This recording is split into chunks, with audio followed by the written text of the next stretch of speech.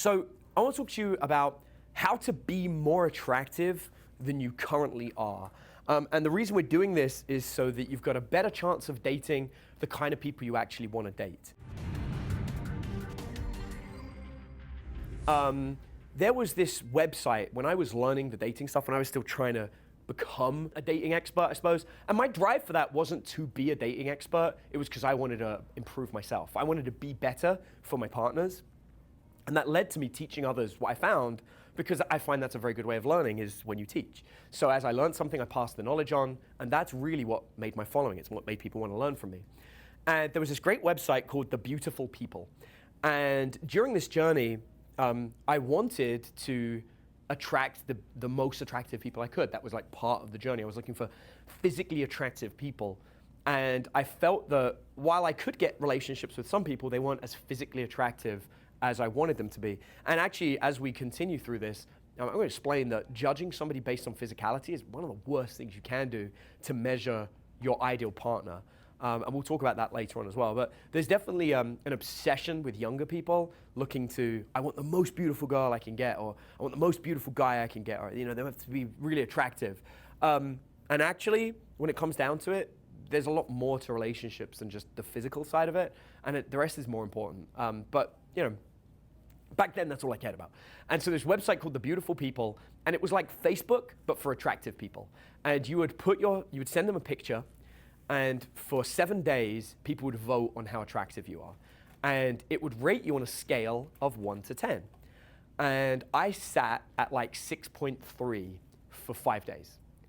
And you had to be 8 or above to join The Beautiful People. And I was like, talk about an ego crush. It was like, for 5 days, I'm like, wow, I'm like a 6.3. Like, wow, that sucks. Like, I've always imagined if I was gonna date someone, I'd be dating like a perfect 10. My friend calls them dimes. And I was like, instead of dames, it's dimes. But I was a 6.3, and it kind of sucked. And I decided that I would test my theories that actual attraction isn't about physicality, it's about people. And one of the cool features you got on The Beautiful People was that you could communicate with people in advance. And so because I didn't have a great picture, I would send people messages and befriend them. And I sat and I maybe befriended 30 to 50 different people. Just randomly reached out to them. Hey, I'm currently in the application process. I really like this about you on your profile. I just thought I'd reach out and say hi. And it prompted people to upvote me. By the end of my acceptance into The Beautiful People, I got rated like 9.3 or 9.7 or something, like a stupidly high number. And I was like, wow, I'm a 9. But what I really realized was it wasn't to do with my physical look. My physical look alone was only getting me a 6.3, but I boosted to like 9.3 or 9.7, I forget which one it is now. But I got boosted 3 points from 6 to 9, purely based on my ability to be friendly and talk to people. And this concept of rating people 1 to 10, a lot of the seduction world are obsessed by it. This girl's a 7, this girl's an 8. And the method for it is to rate your own progress. It's to be like, I normally only date 7s, but I really want to get a 9. Like, that's how they use it. And I think it's terrible. I moved away from that method as soon as I acknowledged how bad it was. However, looking back, there is a good purpose for it, but not in the way that it's currently set. I don't think you should ever have a scale of 1 to 10 to view other people, but I don't think it hurts you to view yourself on a scale of 1 to 10. I think my own scale of 1 to 10, when I went from the 6 to the 9, really taught me something enlightening about myself. And while I wouldn't want to go up to somebody else and inflict a score on them, I really did like having a score on myself, because it gave me a measure to improve. It's horrible to do it to someone else, but the concept of why they did it was to improve. They wanted to see progress. And when you put it on yourself, it can be a great thing to do. So what I've done is I've made a list of 10 qualities that I think are very important to being attractive. And what I find works really nicely is if you look at these 10 qualities and look at yourself, and you are honest about how expert you are about each of these, it will rate you on a scale of 1 to 10. If you've got 7 of these qualities, then you can say you're a 7 out of 10. And while there are probably other qualities that can help make you attractive, after years of research and studying under some of the greatest minds of attraction, I'm telling you, these 10 are like the biggest bang for your buck. These are the things that are gonna really change your interactions. And what I find is really fun to do is before you do this, write down on a piece of paper, a scale of 1 to 10, how good you think you are. Because I think you'll all agree that you really should have all 10 of these qualities. And when a lot of people will overestimate, they'll be like, well, I'm an 8. And then they realize they're missing about 6 of the 10 qualities. They're like, I'm a 4. But it's good because it shows you where you can progress and it shows you how to improve. And you will do much better at generating attraction by building up these 10 qualities than you will by trying to learn some cool line that maybe might attract a girl. These are gonna be a much stronger thing for you. So first of all, let's do that exercise. On a piece of paper, scale of 1 to 10, write down what you think you are. Has everyone done that? You guys all get your score of 1 to 10? Cool. All right, so now what I want you to do is I want you to write out this list and tick if you believe that you have that quality, and leave it blank if you don't believe you're currently good at that quality. So for example, we use the first one. The first one is spontaneous. Are you spontaneous? If you think you're spontaneous, put a tick. If you don't think you're spontaneous, don't put a mark. Being spontaneous is very attractive. There's a lot of reasons for that. One of the biggest is it puts a spike of interest in someone's life. A lot of people have pretty boring lives. We do the same thing over and over again. You go to work every day at the same time, you come home at the same time, you eat the same food, you watch the same TV shows, you go out on the same days, you go to the same places, you hang out with the same people. If what I just described sounds like you don't get to put a tick next to spontaneous. Because you're not, because you have a set routine and you're not spontaneous. On the other hand, if what you did last week is completely different to what you're gonna do next week, you are spontaneous. So for example, when I knew I had 2 events coming up, I put them back to back on 2 weekends to get a week vacation in Vegas. Why? Because I'm spontaneous. Doesn't make any sense to do that. I'm randomly gonna be away from half my kids. I'm gonna be hanging out in Vegas. I invited my whole family, but for logistics, they couldn't come. But I'm here with half my family, and I'm having a random Vegas trip in the middle of my year for no reason whatsoever, except for the fact that I'm being spontaneous and random and weird. And while I'm here, I'm doing a day trip to LA. Because it's spontaneous and weird. There was an opportunity that came up to go and do something silly in LA, and I was like, why not? I'm in Vegas, let's do it. Whereas a lot of people be like, well, I'm on my vacation in Vegas, I don't really. So I'll inception spontaneity in my own life. I am spontaneous. So look at that and be honest, are you spontaneous?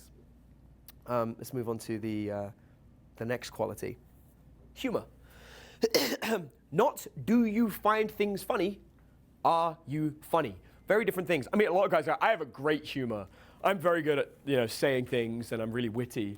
And that doesn't necessarily mean you've got good humor. A good humor, the good judgment for it is when you say things, does everybody else laugh? That's the only judgment for if you're funny. You can't just be like, I'm always saying things that crack myself up. No, that doesn't count. Does everyone around you laugh? If they do, that's what it means to actually be humorous. So put a tick next to it. Next one, leader, being a leader. If you look at like the dramatized ideals in movies, it's always like, oh my God, you cheated on me with my boss, right? It's always like, and that's because leaders are attractive. We all know that leaders are attractive. It's from, but if you care about the historically where it came from, it's because the tribal leader had the most resources and was the most attractive for that reason. They could keep you alive, keep you safe. You had a lot of options if you were connected to the tribal leader. So we are naturally attracted to leaders. So are you a leader? Are you experienced? This is a big one. Now this is kind of hard to explain. Experienced changes. You might be experienced in your career, but not experienced at socializing. So you kind of have to really think about how you judge yourself when it comes to experienced. I like to think of, are you experienced with the people you're trying to attract? So are you experienced at meeting and interacting and socializing with people that you want to be dating? That's the kind of experience we're really looking at, because that's one of the biggest triggers of attraction, if someone can tell that you feel comfortable around them. Another element for experience comes from pre-selection. If I hang around with a lot of people who find me attractive and others see it, then it makes me more attractive to them. So if I'm walking out with a group of girls that find me very attractive, whether I'm dating them or not is irrelevant, other women will see me and they'll think, wow, this is a guy who's obviously not weird or creepy around women, otherwise women wouldn't want to be with him. And that applies across the sexes. With anybody, it makes no difference. So, are you experienced? Next up, are you a provider? Do you have the ability to provide for somebody? I can't tell you how many times I have a student that comes to work with me and suddenly they'll say, yeah, like I got a great one. Actually, I was working with a gay couple recently And one of them came to me and said, hey, my relationship was great. I changed career to come and live in the same town as my boyfriend, and now he doesn't like me. And I was like, when you used to work in your previous career, did you make more money? He's like, yeah. And I was like, and did you pay for everything? He's like, yeah, of course. And I was like, now? He goes, well, now I can't really afford it, so I trust him to pay for me. I was like, that's the issue. You've lost provider. There are a few other things that he lost as well in that movement, but that really killed their relationship. He stopped being the leader, the alpha provider that he was, and he dropped into this other role where he was now more the subservient one. It killed their sex life. It killed a lot of their attraction for each other. So it was one of the key elements was he just killed provider and a few of these other points. Thoughtful. This is one that most guys seem to think is completely irrelevant. Thoughtful is one of the biggest triggers of attraction. It can be stupid things like remembering to help somebody carry something heavy. When you're in a relationship with somebody, it's one of the first things that disappear is you stop caring for the other person because you're both traveling to the same location carrying bags, so they should carry yours, you should carry yours, right? They should carry theirs, you should carry yours. But the reality is, when you first met, you were trying to impress them. You were trying to be thoughtful, and that thoughtfulness disappears. It can't disappear, it's got to stay. And then there are some people that just aren't thoughtful at all. Do you think about other people or only yourself? If you only think about yourself, you're losing attraction points. It's attractive to be thoughtful. I do silly things like I make sure that I donate to charity whenever I can. If someone comes up to me and says, hey, would you donate for this charity? I almost always say yes. I default to yes because I want to show that I'm thoughtful. I also want to be thoughtful. And by getting into the habit of being thoughtful, it makes it very easy to remember to be thoughtful in the future. And it's these good practices that just make you, makes you more attractive, and it shows that you've got, that you're affluent if you're willing to be able to help other people. I don't just mean affluent financially, I mean with your time, with your love, with your caring, with your thoughts. It shows that you don't have this, this fear of loss over your own time or your own energy. You're willing to give it to people, and that's attractive. Groomed. This is a big one. Like, are you groomed? Do you smell bad? Is your hair done? Are you wearing clothes that make you attractive? For any guy, girl, whoever that wants to learn how to be attractive, we have magazines, fashion magazines, that are specifically designed for that. And a lot of people are like, I don't need a fashion magazine. And it's like, well, actually, you probably do. Like, I'm looking around the room, none of you are bad at fashion, but also none of you would really, they wouldn't be taking pictures of you and sticking you in GQ.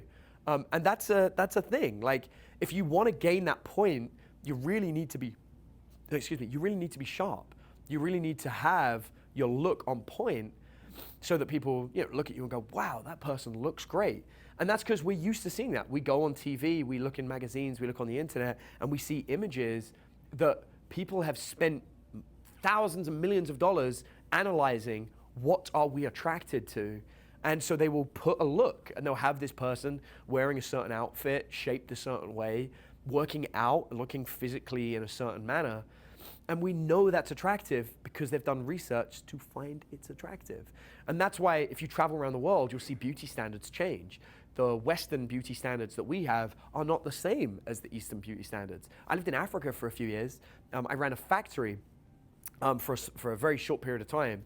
But I loved it. I lived there for a few years and really got to meet the locals. And attractive over there is not the same as in the West. It's attractive to be overweight. It's considered beautiful. Big is beautiful over there. And you'll see men fighting to try and get larger women and men actively trying to gain weight because it looks attractive, because it shows you're affluent. You can afford to eat whatever you want. It doesn't matter. And you can go to the nice restaurants and you don't need to be physically in shape to work.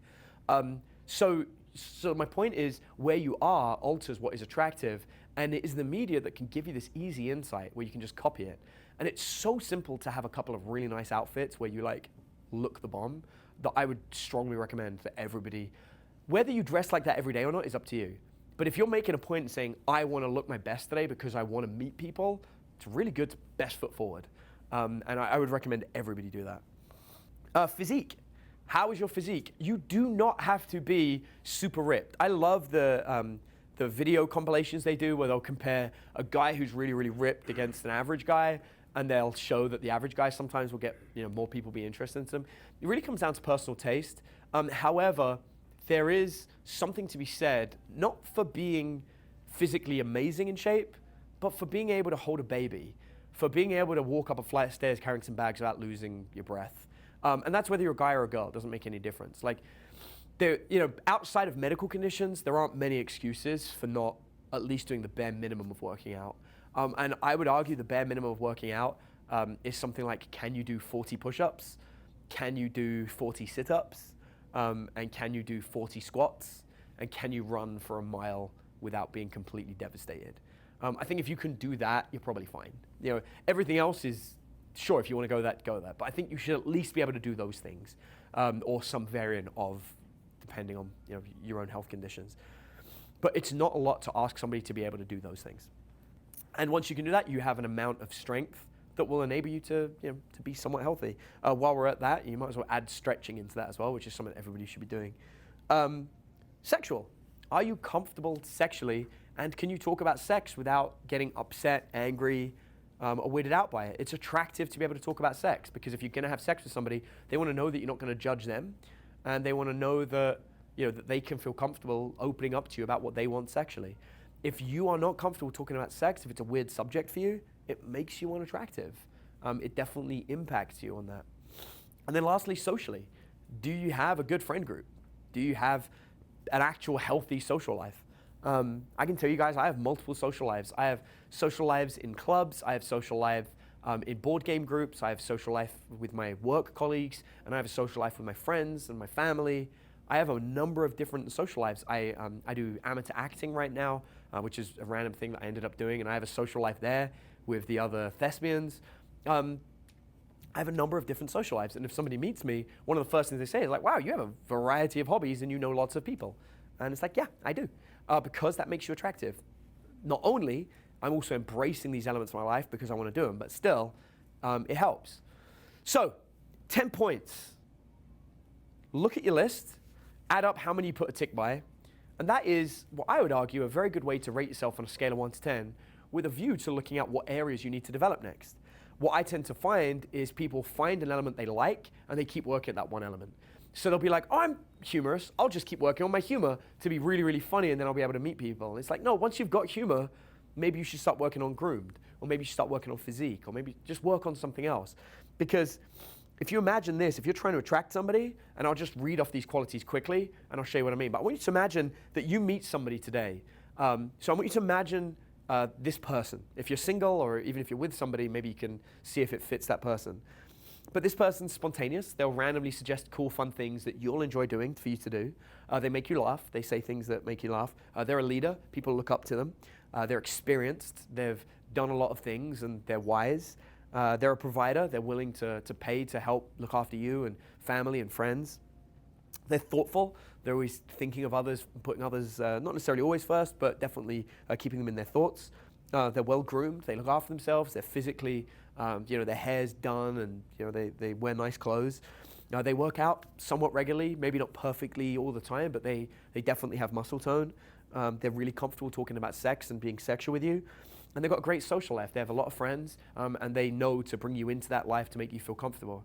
Raise your hand if that sounds like somebody you'd be attracted to. There you go. That's up there. For some of you, that's going to represent someone you already know. And what I love about this is we didn't talk about gender. We didn't talk about whether it was a guy or a girl or whatever it is that you want. It doesn't matter. Those qualities are completely separate to that. But if you have all 10, people are going to like you. And they're the things you should be working on. So let's, I'm not going to call anyone out, but let's just have a look and raise your hand if you've still got a few more points that you can work on. Brilliant, that's great. And that's the whole point of being here. And those things, once you see them, it's like, okay, cool. You now have some focus, right? Most of these things here, I mean, I can just point out what you could do to get it, but you could also read some books on the subject and build it up. Like if you're trying to be more spontaneous, it wouldn't take a lot to reach out to a coach like myself or somebody else that does a similar thing and be like, hey, can you give me 3 simple ways to be more spontaneous? It's like, boom, of course you can. And to give you that kind of feedback.